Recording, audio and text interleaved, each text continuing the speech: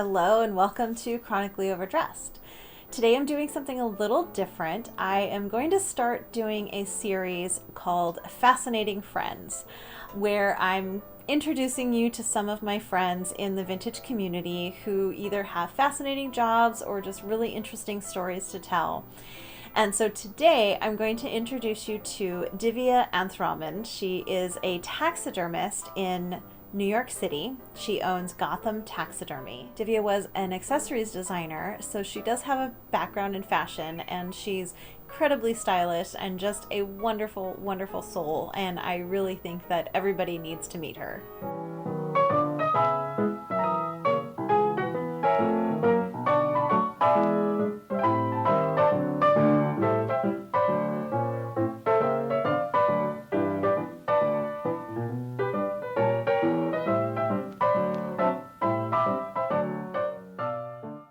Divya's specialty in taxidermy is birds, which is why I have chosen to wear my lovely peacock, my statement brooch, in honor of her today. Be sure to check out Divya's website, also her Instagram. All of her information will be down in the description below. So without further ado, here is my interview with Divya from Gotham Taxidermy. Okay, well, thank you so much, Divya, for coming on to my YouTube channel and answering some questions about taxidermy and vintage fashion.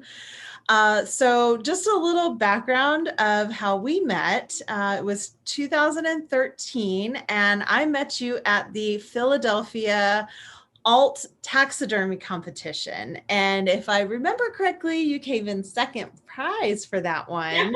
Yeah. With your absolutely darling little fawn, like gorgeous floral.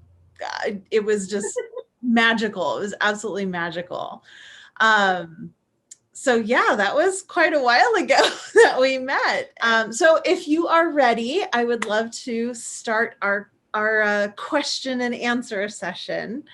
I'm so ready. Okay, fantastic.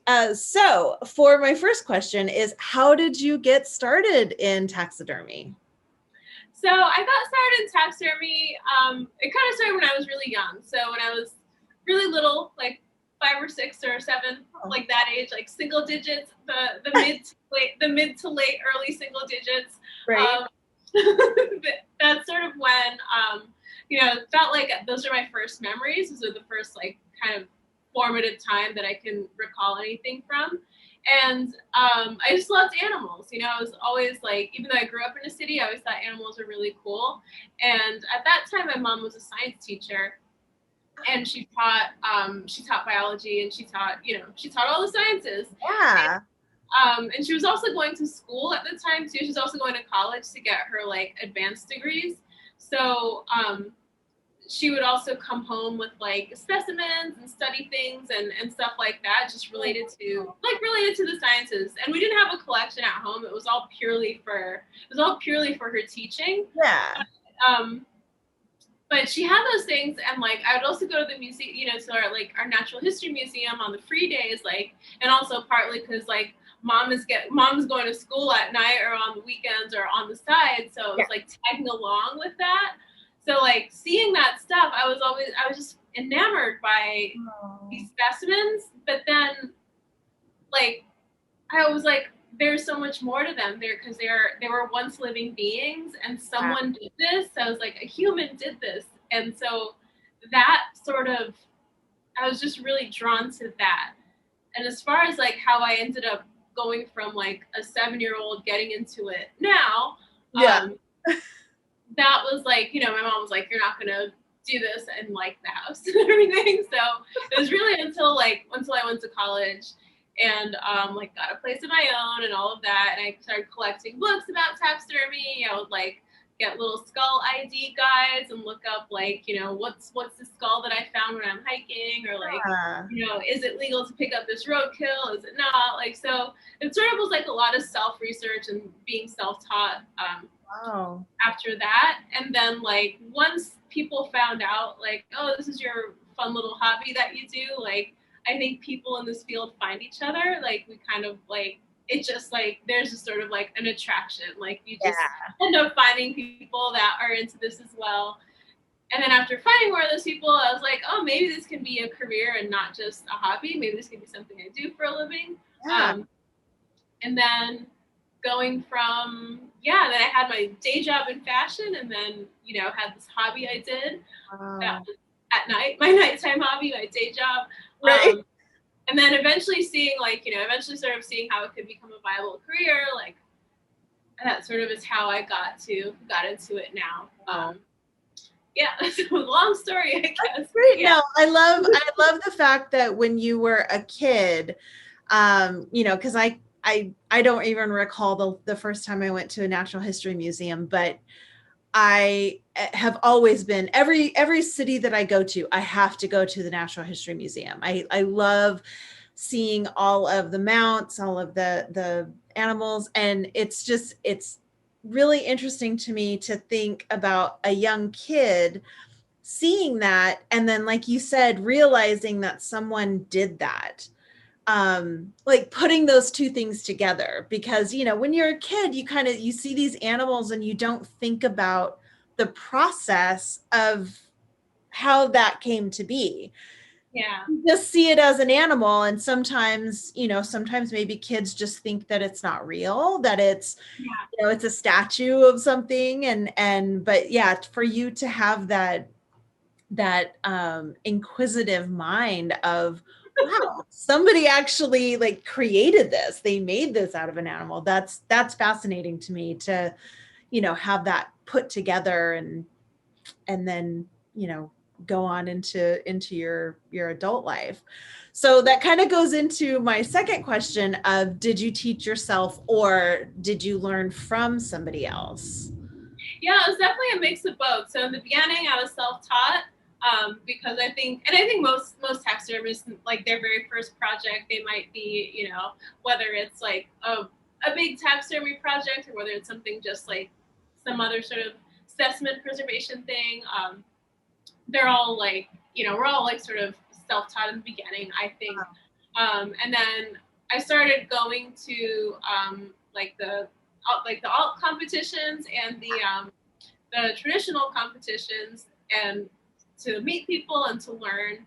And that's sort of when I started learning from other people and started meeting people who did sort of different specialties of taxidermy, and started taking classes, and Okay. eventually started teaching classes too. And so yeah, so it was a bit of self-taught, and a bit of self-taught, and a bit of, like, I guess, not self-taught. So Yeah, once you get further along, you start to meet people and kind of collaborate together, and that's great. I love that community type atmosphere.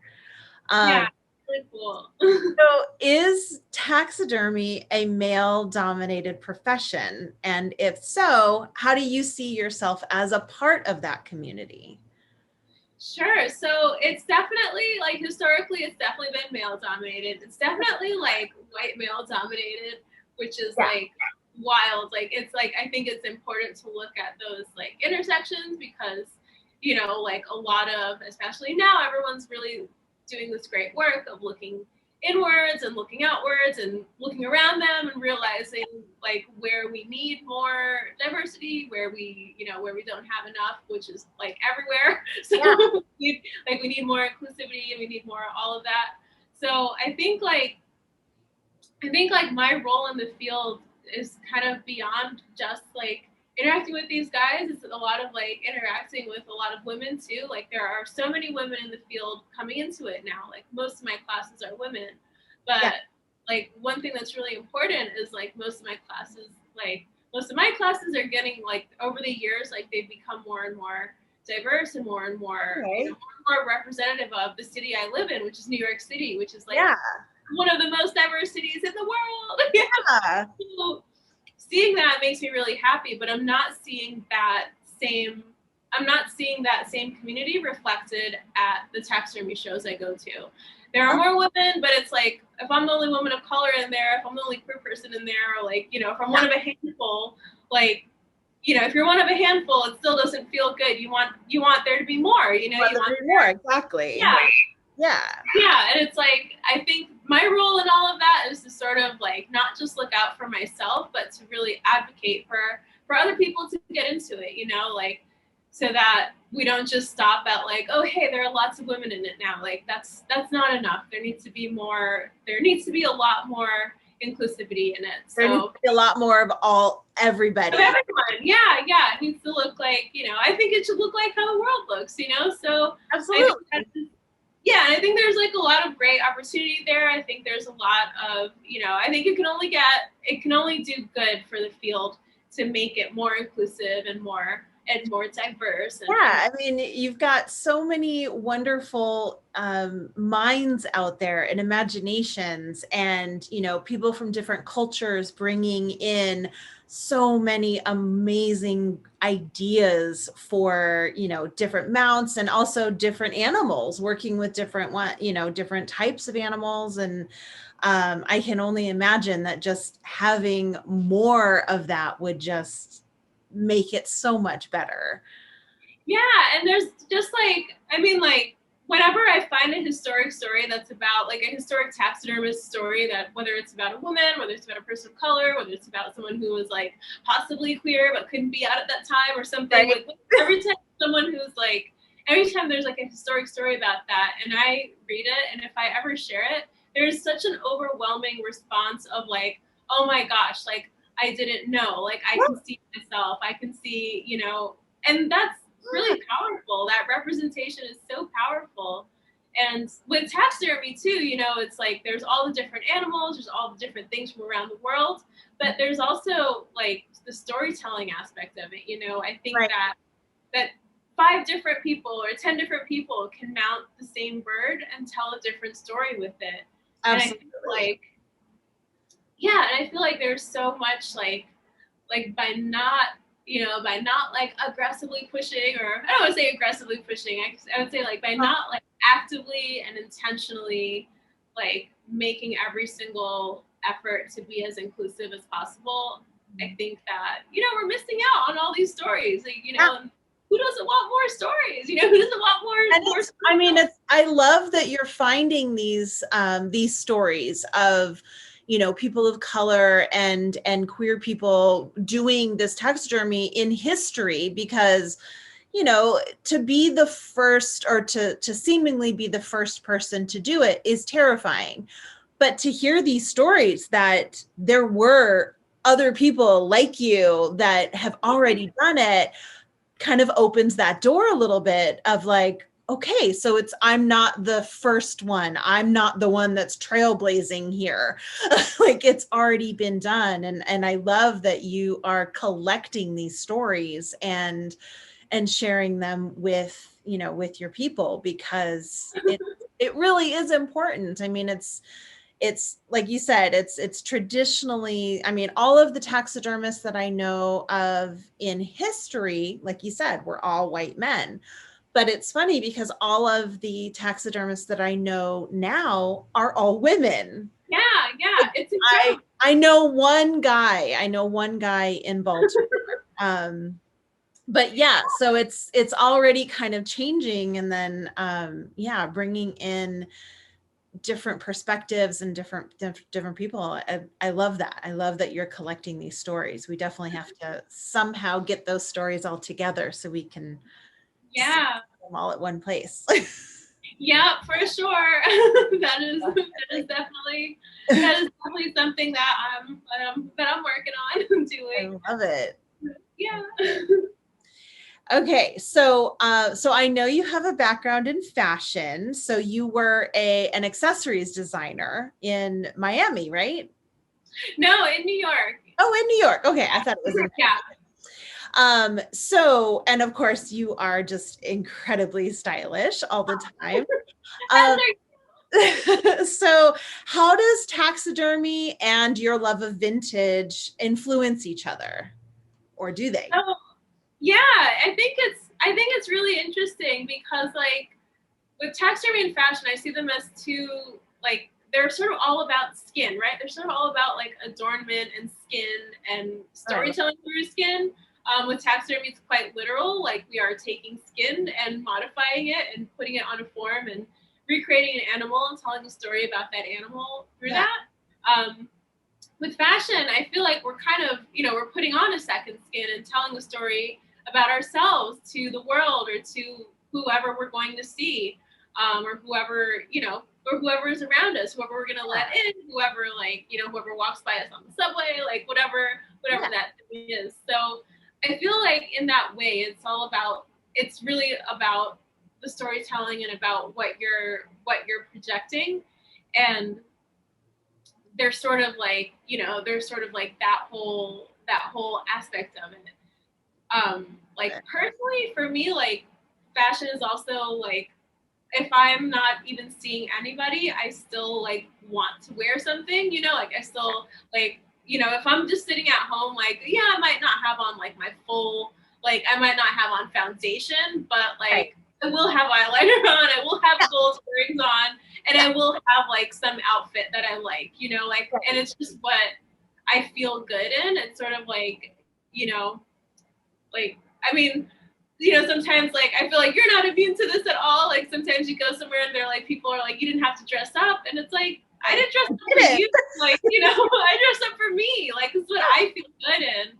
So I think like there's that aspect of it too, where it's just like very personal. And like I love the sort of like almost like a performance of femininity. It's just like I want that big hair. I want to have these big shoulders. I want to have ruffles. I want to have like, I want to have like lips. And like it's really, and play with texture and color and all of that stuff. Yeah. And I think it's a form of like, it's like a form of art, that anyone's like fashion choices are. And how lucky are we that we get to change it every single day? Like we get to do so many different looks and so many different ways that we can express ourselves. And we can change it every hour if we wanted to. That's a possibility too, but generally we do it once a day. And there's so much in that, and I feel like, and it kind of ties into taxidermy, because taxidermy is all about an illusion as well. It's about the illusion of life and about the illusion of like, of whatever sort of illusion you want to project onto that animal. So I think there's definitely that aspect of it. Another thing I think is sort of interesting, I guess, like as a concept that plays into like fashion and into art as well, is like there's sort of like oftentimes like fashion or being enthusiastic about makeup and fashion and clothing and accessories and jewelry. Like there are a lot of people who look at it and are like, oh my gosh, this is so artificial. This is just about like, just tell me about artifice. But really there's so much more to it. And I think like, something I get told a lot, which I don't think is a bad thing. People are always like, your work is so whimsical. And then they kind of laugh a little bit. And I'm always like, what are you laughing at? Why is that funny? Why is that funny? I was like, I'm smiling. I'm like, if you're happy and you're laughing because you're happy, fine. Like, I'm always going to have a big cheesy grin on my face probably.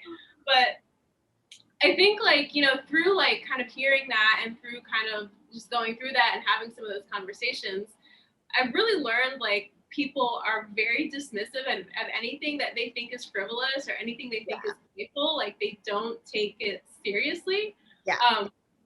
And that's just so crazy to me, because like, or it's just so like, it's like, why should that be, why should these frivolous things just be written off as something that isn't valuable? Why does it have to be superficial? Why can't it be deeper? Why can't we have a deeper connection with the way we look and the way we want to present ourselves? It doesn't have to be just, surface. Just because our clothes are on our surface doesn't mean that, especially I think within the vintage community, that we all do have a deeper connection, a deeper feel to our look, to our style. And, just like in the animal world, animals have bright colors and fancy feathers and all kinds of stuff to show off. And, they don't get, except for chameleons, they don't get to change their look really, but it's there to like hey, I'm here, I am fabulous, and I'm going to show you exactly how amazing I am. And Yeah. yeah. And I also think too, like whenever there's a bit of fantasy, whenever there's a bit of something whimsical involved, it reaches people emotionally.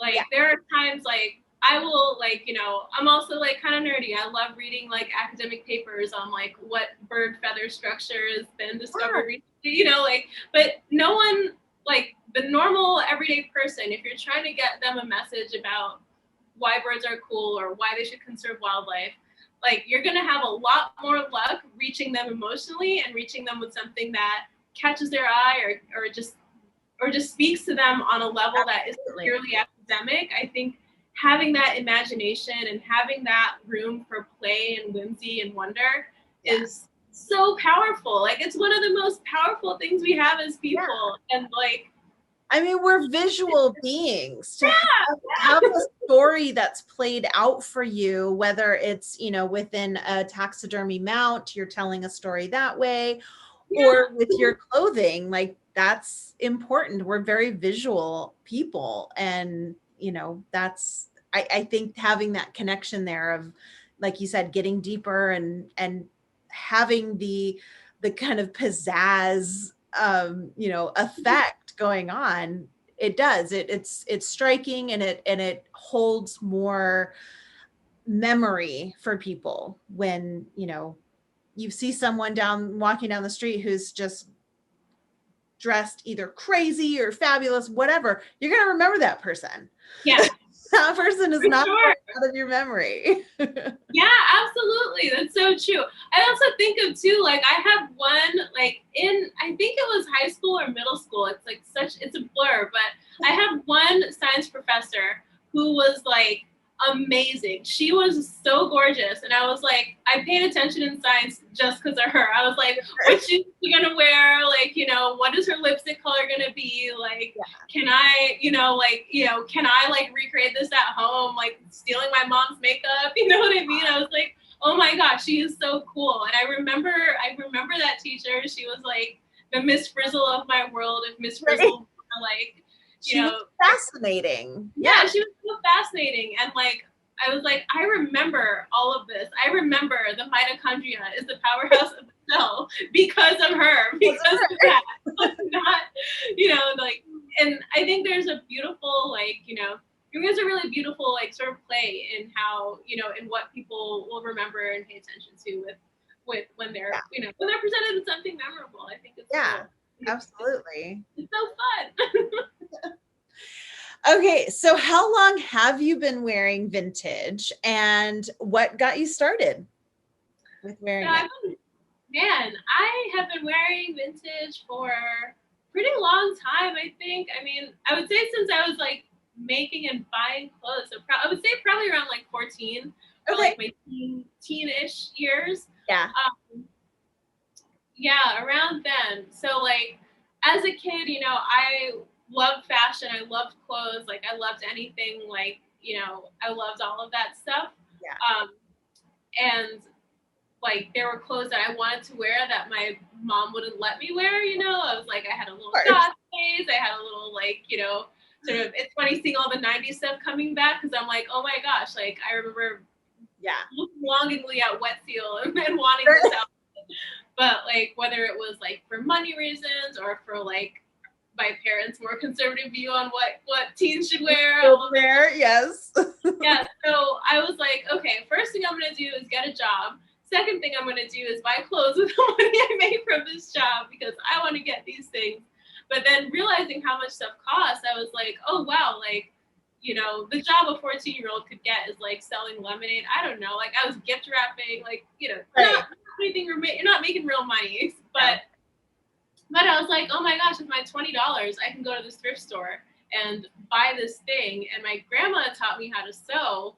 And so I was like, I can buy this thing, I can cut it apart, or I can say like, oh, I bought this dress, maybe I can turn it into a skirt, or like, you know, it sort of was like modifying clothes. Sleeves a little bit. And so I was buying like, you know, it wasn't very reflective of what I wear and how I buy clothes today. I probably wish I had more time to sew and stuff today. Yeah. I wish I had talent. I haven't learned to do that. Well, it's all just practice, honestly. Yeah. But yeah, so I was sewing, like my grandma was teaching me how to sew since I was like 6. I would sew doll clothes, and then like I just kept sewing.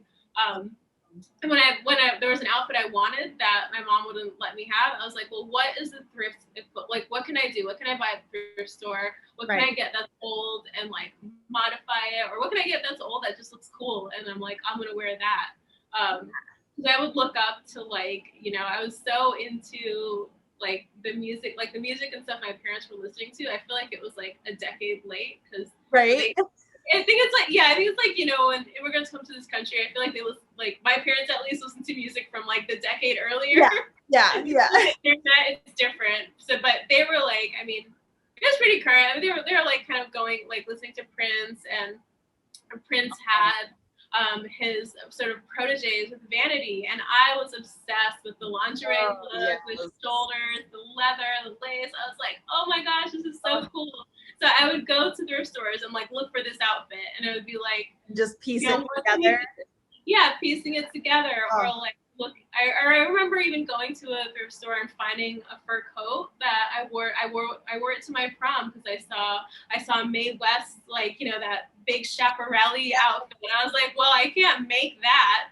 Right. Buying the fur alone, but I can fake it. Yeah, but I can fake it. I can make my fake little high school version of it. So, yes.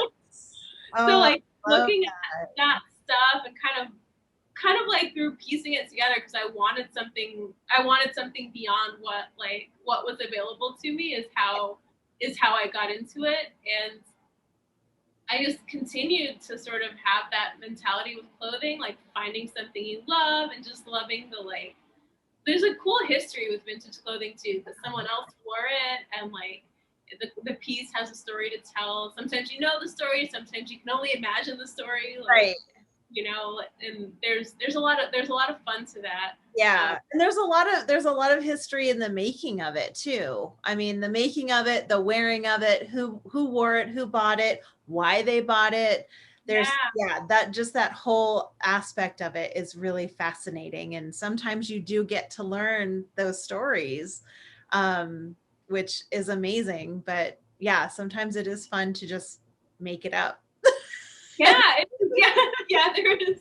Yeah, I think the more make-up stories of like, oh, the person that bought this was just like recently I got this dress. I am not a person that wears a ton of green. I got this dress that's like really bright lime green. It's like stone. It's like neon bright. It's a 70s dress. But I got it because it has like this mesh panel and 2 birds like looking at each other on it. So two little like birds. I was like, this is why I got this dress. But I'm like, who made this? Like at one point, this is really like a it's not like a one-off garment. I was like, someone made multiple of these. I was like, were there like our version of like H&M now? Like, right. Yeah. What was the inspiration for the birds? Where did this come from? Where did they go on vacation and they saw these birds and they were like, and they were like, oh, we need to make these dresses with these birds. And it's sort of like how many were, I always think of from the work side, I'm like, well, how many of these were made? How many were produced? And sometimes that information is findable if you have, if you have the label and stuff. But other times I'm just like, what was the meeting like when they made this color? It's like a green screen. It is so bright. I was almost gonna wear it, but then I was like, it might mess with the camera because it's so wild. Like I was like, oh, Christina can project green screen crap on. Yeah. Well, we can have all kinds of birds. Yeah, all kinds of stuff. Yeah. But it's, I don't know why. Gosh, I went on such a tangent. But yeah, like there's so much of like there's kind of like the thrill of the hunt with it, and I like that you can find stuff for like within less nowadays, but you can still find some deals, but it is getting harder and harder. Yeah, there's just like a fun to it that so exciting. That's awesome. So what is your favorite vintage piece that you own?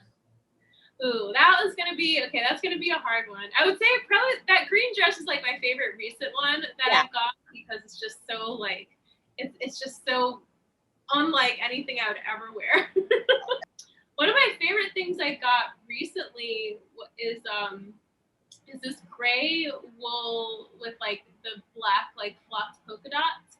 It has a velvet bow, and it's a Christian Dior dress. And it's really cute because it's got like a bow right here, you know, kind of comes here. It does a nice shoulder thing. I have to I have to take it in a little bit. Right. The shoulders are a little bit big. I need to like, you know, even with the pad in there, it's a bit big. So I got to like nip in the shoulders a bit. But I'm like, once that's done, I was like, I'm going to wear the heck out of this. Yes. That's one of my favorite pieces. Another one is just this black 50s shirt dress I got. And it's just plain and it's cotton and it's so good. I love it because I wear it all the time. Like when I don't know what to wear, that's what I wear. Throw on a petticoat under it if I need to feel a little extra, but a belt and that, and I'm like, I'm so ready to go. I can go anywhere in this. I love it. Yeah, I think those are like, it's good. I mean, you have to have some pieces that are, like you said, a little bit more simple, that they're kind of everyday pieces, and then you need those pizzazz, amazing pieces that are just, they're gonna sit there for a little while, but when you wear it, it's you feel like $1 million. It feels yeah. Absolutely. I wonder what your favorite vintage pieces are. I feel like your wardrobe is. I've been really, really fortunate and actually finding some vintage pieces. I actually, my absolute favorite vintage piece is the dress that I wore when I went on my very first date with my husband. And it was made out of a tablecloth. Actually, it's a handmade piece, and it's lace. It's completely like a lace tablecloth. It's a kind of a shirt dress. It's seemingly simple, but it's just absolutely stunning. It doesn't really fit anymore, but I'm keeping it anyway. But it's just, it was absolutely gorgeous. It was made impeccably well, and I love it. And, of course, it has the memories attached to it, because that was the first dress that I wore on my date with my husband when we went to go see LaVey Smith and her Red Hot Skillet Lickers. That's amazing. Oh my gosh. What a great dress. Oh. So that's probably my favorite. I still wear mostly reproduction. I do have some true vintage, and like I said, I've been very fortunate recently. Strangely enough, I don't know if it's just I have more time to look during COVID, but I have been finding a lot more in my size, which is fantastic. That's awesome. So, in an earlier conversation that was not recorded, so we had talked a little bit about the connection between clothing conservation and the conservation of animals. And I just want to know, like, how do you see those two being connected, and what can we learn from each other for just the conservation aspect? There's so many ways I feel like it overlaps. So a lot of people who, like, as far as like wildlife conservation goes, I think so many people who buy vintage do it also from the sustainability aspect. They don't want to contribute to the cycle of fast fashion, or to the cycle of of just buying, not even fast fashion, even like even normal speed fashion. It's telling us to buy all this crap that we don't need, overbuy, like kind of compensate for things that are fake anyway. And I feel like a lot of people who buy vintage they have a sense of what they want. They repair clothes, they do mending, they do they really take care of the garments so they last, which just doesn't contribute to as much weight, doesn't contribute to waste, which I think is so cool, because there's an overlap with caring for the planet and not over consuming, which is really awesome. And that does help, that does help conserve wildlife and animals. And a lot of people I meet also love taxidermy too, which is great. There really is a big overlap. I find that you know, when I mention how much I love taxidermy, it's kind of like, I think like you said, when you meet other taxidermists, it's kind of like, oh, wait, you too? And yeah. and there does tend to be this kind of overlap of, you know, vintage community and the love of taxidermy and the history of it too. Just for sure. knowing how long taxidermy's been around and how it was done. You know, I know it was really big in the Victorian era, and you know, it was not seen as a creepy, scary kind of thing. Some people still think of it that way now, but yeah, I do find that there's this kind of overlap between the vintage world and taxidermy world, which I love. Yeah. And then there's also the like, so there's like that side, and then there's like the historic conservation side, which I think that is really cool too, because with you know, people who conserve clothing, like whenever like every time I go to a city, I want to see the Natural History Museum, but then if they have like a fashion museum or a historic costume archive that's open to the public, I'm like, gotta go to both of these things. You know, those are like my favorite places to see. Yeah. And I feel like anyone who's preserving those articles of, whether they're articles of clothing or pieces of taxidermy or specimens or anything like that, they're really doing it to like preserve the past so we can learn in the future. Right. We don't even know like what the questions are that the future holds. We don't really have like, you know, we have no idea what questions will be asked, but if we don't preserve these, you know, if we don't preserve these things, like we won't be able to even ask those questions. Yeah. But we don't know the questions, but we do know the answer, which is It's like there's so much like unlocked, or there's so much untapped like potential there. And then the other thing too, like, you know, with taxidermy, like to me it's like way more than an artifact. Like everyone talks about how, you know, taxidermy is like, it's a record of taxonomy, it's proof of an animal's life, which it is all of that, but it also has like, it is an animal. It's not just an artifact. Like it carries a life in it. You know, there's a piece of life in there. There's like an afterlife that is contained in a piece of taxidermy. That animal's like, you know, whether someone is spiritual or not, like I think we can all agree the animal was once alive, it is no longer alive, and a human helped it transition from being this living creature to being something that has this second life or this third life or whichever life it has that touches people across space and it's still being loved. Yeah, it's still being loved, and it's still touching us across all of that space and time. And I feel like clothing is like that too, because clothing is one of the most intimate things a person can have. You know, touches your body. It's on your person. You're wearing it. You made memories in it. You've made all of these. You know, it's such a personal and intimate object. I feel like clothes are so much more than clothes. Just as kind of taxidermy is so much more than just skin and hide and wood. You know. It's showing personality. It's showing you know, who you are, and I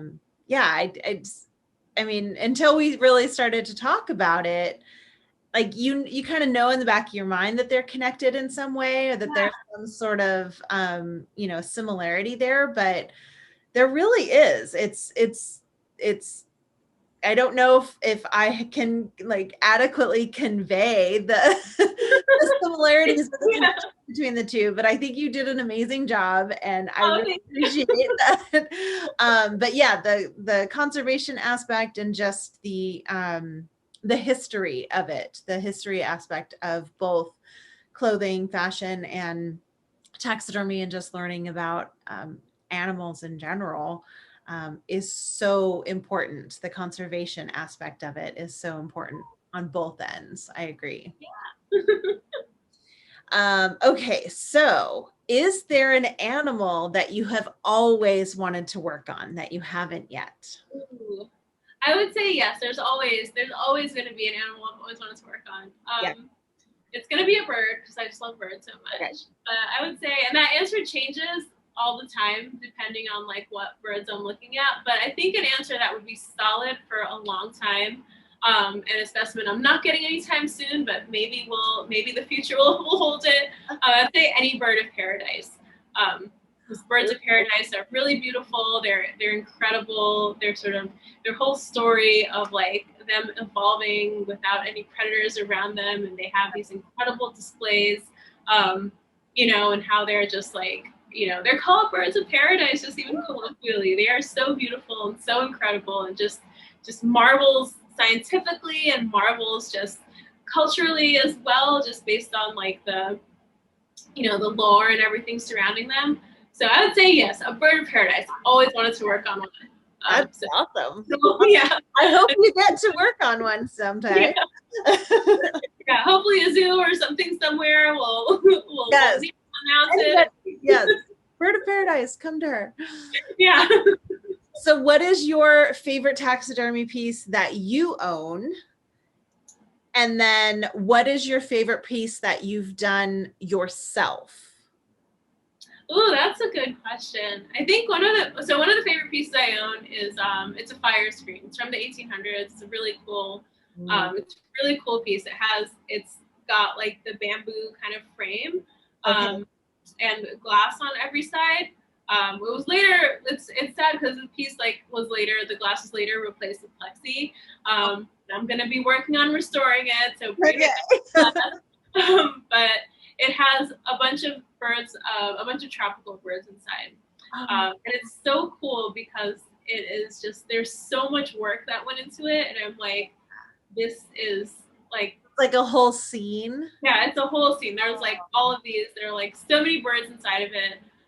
There are probably like, I don't know, 30 different birds inside of it. And they're all tropical birds, and they're all sort of posed in a way, they're posed in that very like 1800s way of like, not really natural, but really compelling. They're like, yeah, they're kind of just like, but it's a really beautiful piece in that like it has like I wonder what the person who was making it was thinking. Aside from, damn, this is taking a long time. It's almost a piece when I look at it, I'm like, gosh, I wish I could make something like this. And yeah, physically, of course, I can, but like, I'm gonna pay, of putting that together. Yeah, like making art for yourself is like a luxury sometimes, and I'm like, this would be the luxury I would want to have. Which that's like one of my favorite pieces in my collection. But I don't have a huge taxidermy collection. It's just like a couple of pieces that I'm really just like, I want to. And what is the favorite piece that you have actually done yourself? I would say like a piece I'm most proud of, or the piece I learned a lot from, would be these flamingos that I made. They were replica flamingos. They're not real. They were made out of other birds. So they were made from geese and ducks, like domestically raised geese and ducks that I dyed and pigmented and sort of reshaped and from here and added here to make flamingos. I made a pair of flamingos, and I was really happy about those. Also partly because they were commissioned by it was it's rare, but it's really cool when it happens. It's a celebrity commission. So it was for David Burka and Neil Patrick Harris. So it was really cool. I was like, so awesome. So they definitely loved. They're definitely They're in a home that is probably just like the most incredible homes. They have such a cool collection of just everything. And it was just cool because I was able to kind of combine like the science side and the art side of my brain and make these things. And it was really fun. Oh, I love that. Is there a mount that you've seen from another taxidermist that makes you think, oh my gosh, that is amazing, I wish I had done that? Yeah, I think every time I go to a natural history museum, I feel that, and I think that, oh my gosh, because like when you see like a lot of the when you see these dioramas, it's just like to be like part of that story, to be part of like putting, you know, to be part of like being in there and just like having been a fly on the wall at certain times of, you know, at certain times of like when these things are being commissioned or when they were like, you know, in the works and all of that. Like, I think of that. So there are two that I think of that I'm like, oh, those are really cool. One of them I haven't visited. I've only seen photos of it, and it is it's at the Field Museum in Chicago. It's the Nile Marsh exhibit, and that's a cool exhibit because it was made by a taxidermist named Carl Cotton, who was the Field Museum's. He was their first Black taxidermist. So it's got a great. Talked about him on your the webinar. Oh, yeah. I talked to him about another event. Anyway, I can sneak his name in. I'm gonna do it. Yes. But the piece is really cool. It's a really cool diorama, and it has in it a shoebill stork, which I'm like, that is a bird, another dream bird I'd love to work on. So like seeing there are some, like, I think their website has some process pics of him working on the shoebill stork, and just seeing that, I'm like, gosh, I wish I could have done that. I wish I could have worked on that. So it's so cool. But another really cool piece, like experiential piece I look at and think of is at the National History Museum in New York. There's I think the diorama is called Roosevelt's Bird Sanctuary, and it has it just looks like it is so cool because it looks so effortless, but it's not, because it's like, you know, every single leaf was placed and all of that stuff. But it looks like a scene straight out of like the park where you can bird watch, or if I just drove a little bit upstate, or, you know, got lost in Central Park maybe, and you know, pulled out my binoculars, I could have seen into this scene. Perfect snapshot. Yeah, it's such a perfect snapshot, and there are a bunch of songbirds all over this scene. And so some of them are a bit, you know, some of them are not like little songbirds. Some of them are like, you know, other native, like larger birds, like, you know, that are there. But a lot of the little songbirds are kind of tucked into the branches. Some are feeding on the ground. And it's so cool because a lot of people just walk by it and they're like, oh, it's just a bunch of, like, you know, they're like, oh, it's a bunch of small Random stuff. We're going to go see the elephants, which are great, you know, which are fabulous. Like, go see the elephants. But, like, you know, I love that piece because there are so many little things going on. Like, you have to stop and actually really look at everything. Yeah, and to make something just look like a slice of nature is just so, like, that's, you know, it's so incredible. Like, that's just awesome. To make something look like a human didn't touch it is really cool. Yeah. So I know we have talked a lot about birds, and so you do specialize in birds, and I'm just why birds? Why did you choose birds? Well, because they're the best. Because they're the best. Well, that's easy. But it's because, like, so you know, I've grown up in cities most of my life, and there is not a ton of wildlife in cities, but you do have birds. We have, of course, the pigeons, the English sparrows, and the starlings, and those sort of, like, the birds that people don't really like to see. They're there. But there's also, you know, like, New York City is on a migratory path. When I grew up in Florida, there were a lot of wild birds there, a lot of really cool songbirds that we saw. And I think it's cool that, you know, in every city you go to, like, you can count on seeing a bird. It might not be a rare bird, but you will see a bird. You will see some birds. And that's cool because they're so resilient, and they're so, like, you know, they have that adaptability. For better or worse, they have that, which I think is so cool. So I've always been attracted to them in that way. And they can also fly, and I can't. Like, I have to go and, like, pay like a couple $100 to go fly somewhere. Seriously. And then you're stuck in a big, you know. Yeah. I don't have the wind flapping against my face. You know? But I'd probably also be scared if I did fly that way. So, you know? But, you know, it's really incredible. Like, they kind of, like, there's, like, sort of a, you know, like, there's, like, the marvel, like, the sort of, like, the scientific marvel of flight, but then there's also just, like, there's a bit of fantasy involved. Like, wow, like what would it be like to And yeah. Yeah, and I think like anyone, no matter where you are and who you are and what your life is like, I think anyone can relate to what would it be like if I could just go and fly away at this moment or at a moment in your life. If you're like, what would it be like if I could just go and fly somewhere and go eat a worm? I don't know. Go eat a bug. I don't know. Go fly somewhere, open my mouth, and have a whole bunch of bugs just. No, a whole bunch of bugs. Yeah, just yeah. But they kind of have that, like, you know, they kind of carry that, and I feel like they kind of like carry our dreams with us a little bit too, because of, you know, because of how they are, and they're just that incredible. Oh, I love that. So do you prefer, so I know you do some, you know, conservation and museum mounts, but you also do a lot of artistic and creative. I don't know if you do like anthropomorphic kind of mounts or not, but, I know this is another like favorite type of thing, but what do you prefer to do? Do you prefer to work on the conservation mounts and the more museum pieces, or do you really love those artistic kind of fanciful, whimsical mounts?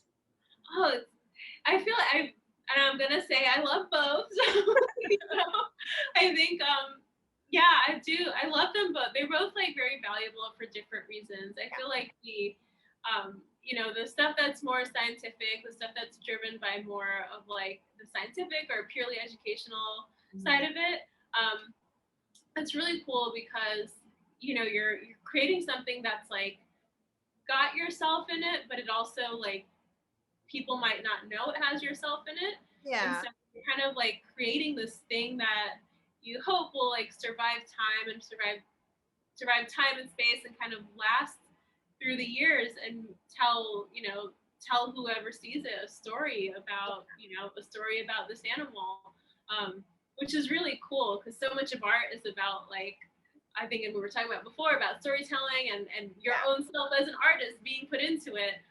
Sometimes with the educational work or sometimes with the pieces that are purely, you know, purely scientific, like you don't like only like a trained eye or only someone who's like really studying every taxidermist style and technique and stuff like that is really going to know.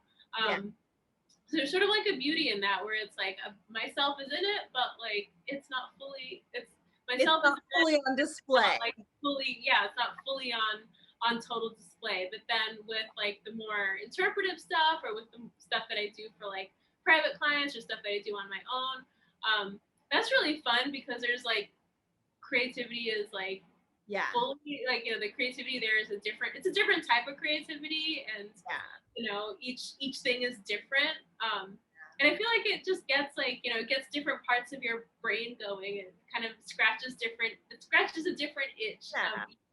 It scratches different artistic itches. That makes sense. Well, thank you so much for doing this with me. I think getting more information out there about taxidermy. I have a few pieces myself. They're very small pieces. I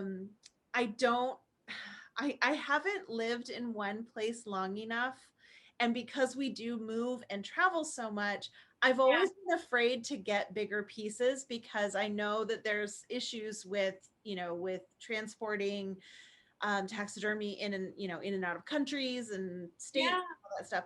So, but my dream is to, once we are settled down somewhere that I know we're not going to be moving anytime soon, like I really do want to get some bigger pieces.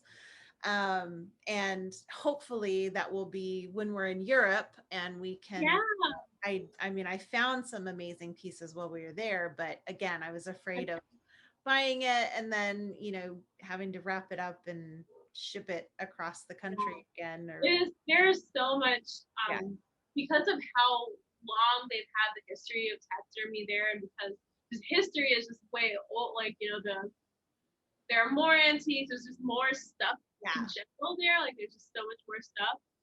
But they have some of the most amazing antiques in Europe, especially taxidermy antiques. There are so many cool historic pieces that come up there that I hope you can get your European taxidermy filled villa.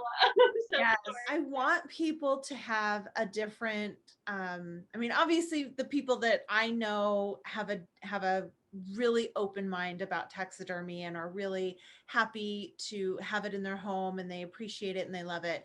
But I do know a lot of people that are kind of afraid of it. They think it's gross. They think it's, they assume that, the animals are just killed outright to do this. And I know that that is not the case. Yeah. And so I love that you do so much education, not only about how to do taxidermy, just taxidermy itself, and how, it's not something to be afraid of. It's not something to, automatically assume when you go into someone's home, if they have a taxidermy piece, that there's some, weirdo that, Right. that likes to kill animals or anything like that. Right. Yeah. There's like a whole like sanitization of just anything related to death. Like we're so like, we could have a whole conversation. We could have a whole other conversation about that. About how like afraid of death people are, and just how that like that visceral reaction I feel like is really good, because if someone just sees something dead and they're like, oh, I don't care, then that's also kind of like, well, wait a minute, like you want to feel, there needs to be some reaction. Feelings are good. It's just more of like thinking of how you process processing it with like curiosity and questions, as opposed to like assumptions of the worst of people. Curiosity, yes. And and just kind of admiration and acknowledgement, and that's where it needs to be. I mean, especially some of these older taxidermy pieces, just again, like, this animal has been gone for a really long time, but it has lived on, and it has continued to bring people joy. And I just love that. I love that idea. And again, it's very similar to vintage clothing. I get so excited. Poetry in that. I get so excited when I find a vintage piece that's handmade.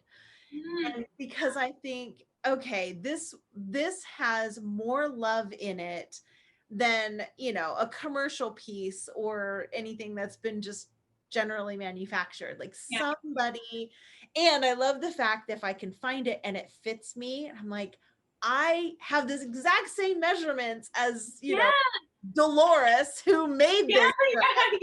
It's so cool. It's like such a cool, it's such a cool feeling to be like, you're connected to someone and you don't know who this person is necessarily. And so like, it kind of just reminds you of like your place in the universe, kind of just, it's kind of like a grounded feeling that I get when I see some old stuff, Oh, absolutely. Well, thank you again. I really appreciate you doing this. And I hope that everybody will, go check out your website. And if they are interested in taxidermy classes, they can look you up, right? You've got stuff on your website. And so thank you again. I really appreciate it. And awesome. Thank you so much. It was so good talking to you. Absolutely. You too. Thank you so much for watching. I hope you enjoyed my interview with Divya, and please make sure that you like and subscribe so you don't miss any upcoming videos. If you are interested in taxidermy, make sure that you follow Divya on Instagram. She also has a Patreon page, and her website is full of information. She offers classes and workshops for learning how to do taxidermy and just the history behind it. So definitely check her out. Make sure you give her some love. She is absolutely amazing. I'll see you soon. Bye.